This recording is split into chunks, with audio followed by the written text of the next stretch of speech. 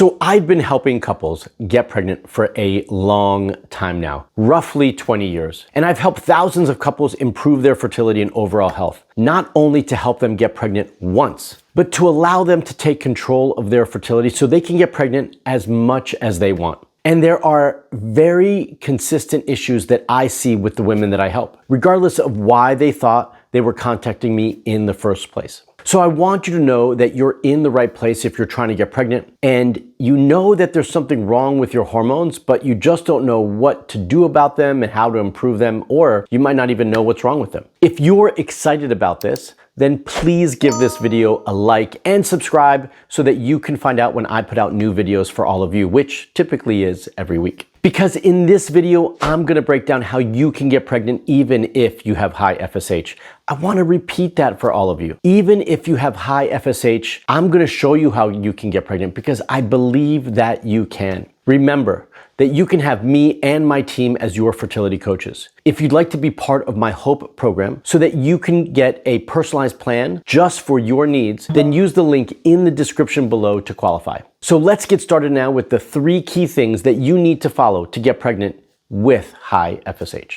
So for those of you who haven't watched my previous videos on FSH or don't really know what FSH is or have a solid foundation of what it means when it comes to your fertility, a few months ago, I recorded this video about FSH, what it means, and much, much more. If you haven't watched it yet, make sure you head over there when you're done watching this video so you can keep learning about FSH and really expand your knowledge and understanding. But as a quick reminder for those of you who maybe have watched or need a refresher, FSH is a marker that tells us about the quality of the eggs that you're producing. I want to be clear about that. FSH basically equates to how good are your eggs. If it's too high, then your egg quality needs to be improved. So just because you're trying to get pregnant does not mean that you need to improve your egg quality, nor does it mean that your FSH is high. Not everyone who is struggling to get pregnant, has been trying for quite some time, has egg quality issues or has FSH that is high. And I want that to be clear because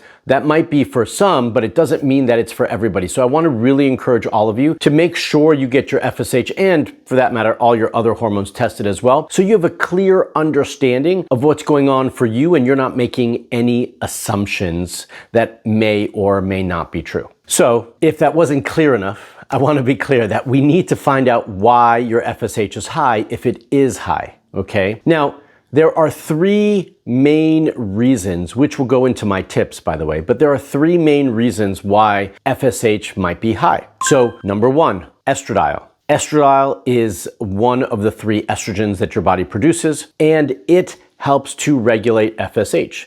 They have a feedback loop that regulate one another. So if one gets too high, the other one starts to adjust to bring it back down and vice versa. So often what we can see is that if your estradiol is too low, that it doesn't keep your FSH in check and FSH starts to creep higher. That could be one of the main reasons why you're seeing that your FSH goes up. So we need to regulate those and regulate and improve estradiol to bring FSH back down, okay? I'm just talking about this concept so that you can understand what might be impacting your FSH levels and so that you can start to work backwards, hopefully, to support that. Number 2, stress. Stress is a huge variable when we're talking about any fertility issues or any health issues for that matter, and stress can absolutely impact your FSH levels.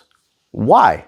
Well, stress is regulated, or your stress response, I should say, is regulated by your adrenal glands. And your adrenal glands communicate with your hypothalamus and pituitary. Well, what are some of the hormones that are produced by your hypothalamus and pituitary? You guessed it, FSH. So if your stress response is an ongoing chronic issue or you've had a big traumatic event, it's going to impact your hypothalamus and pituitary, which can impact your FSH. So as a result of that, we need to make sure that we are regulating your stress response and supporting that on a regular basis to help support your FSH levels and make sure that that stays where it needs to be. Number 3, your thyroid function. So just like I just mentioned before, that there are several hormones that are produced in the hypothalamus and pituitary, the same is true for your thyroid. Your main thyroid hormone, thyroid stimulating hormone, TSH, which is not a thyroid hormone, but it stimulates your thyroid to produce more of its hormones, is produced in those same glands. So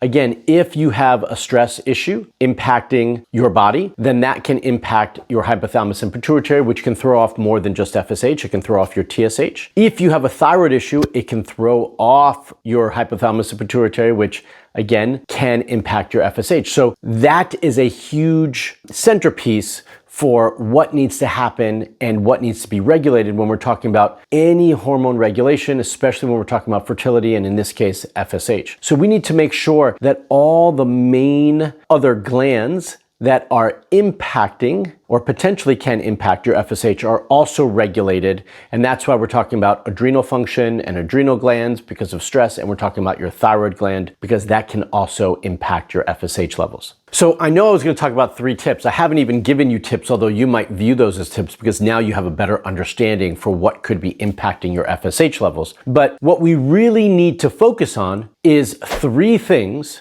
that are going to regulate your pituitary function.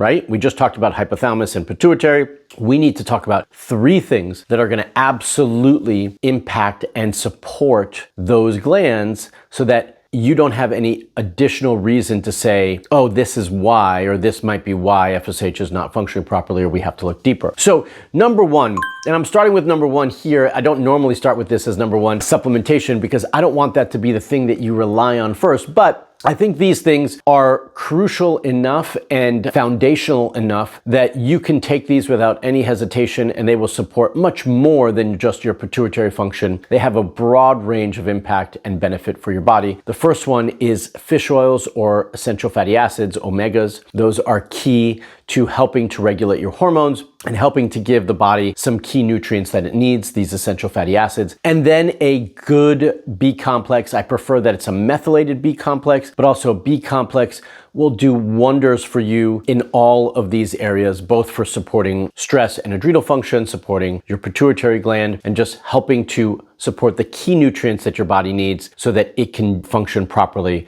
hormonally. So that is tip number 1. Tip number 2 is relaxation. Why do I say that? Well, we talked about stress. We talked about how much the stress response, the fight or flight response, could negatively impact your hormones and your FSH. So we need to build in regular habits into our day that allow us to relax and decompress and self-adjust our minds and our brains, not to be in this constant go, go, go and do piece, but more about resting, relaxation, and calming down. And that's why relaxation techniques are going to be so important. There's a myriad of them for all of us. One could just be deep breathing, some deep breathing exercises. We can do some meditation. Doesn't have to be for a long period of time. We can just do some nice walking outside. Hiking, getting out in nature is a wonderful one to do as well. And you all probably have some things that you love to do that helps you relax and disconnect. And so I would encourage you to do those things as well. And then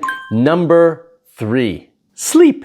Number 3 is sleep. That's right. Something that we do not pay enough attention to, that we need much more attention to, and we need more effort when it comes to that. Your sleep is essential for your body to rest, relax, just like point number 2, and recover. This is the time where your body can heal and rejuvenate itself. And this is so important because many of us are sleep deprived. We don't get enough sleep. We don't get to sleep at the proper hours of the day. We don't get enough sleep in general, and the quality of sleep is compromised as well. And so this is a huge piece that really needs to be improved for all of us. So I want to encourage all of you to get to bed earlier, no later than like 10:30 would be ideal, that you get a minimum of 7 hours of sleep, but hopefully more, and that it is restful, good quality sleep. If you need more support to get a good quality sleep, then we need to start changing your sleep hygiene, your sleep habits, and we need to make sure that you are getting the proper support when it comes to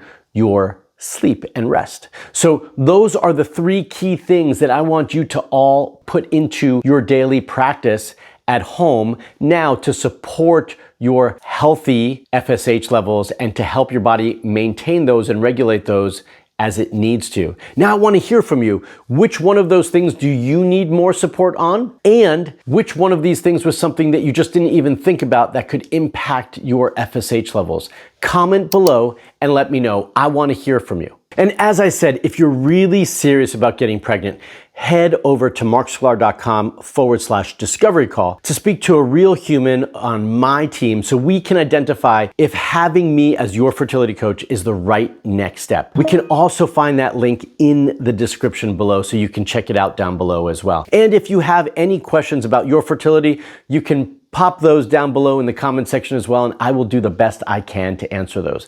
Now, make sure you check out this video on the 3 reasons you can be more fertile with high FSH. And until the next video, everyone, stay fertile.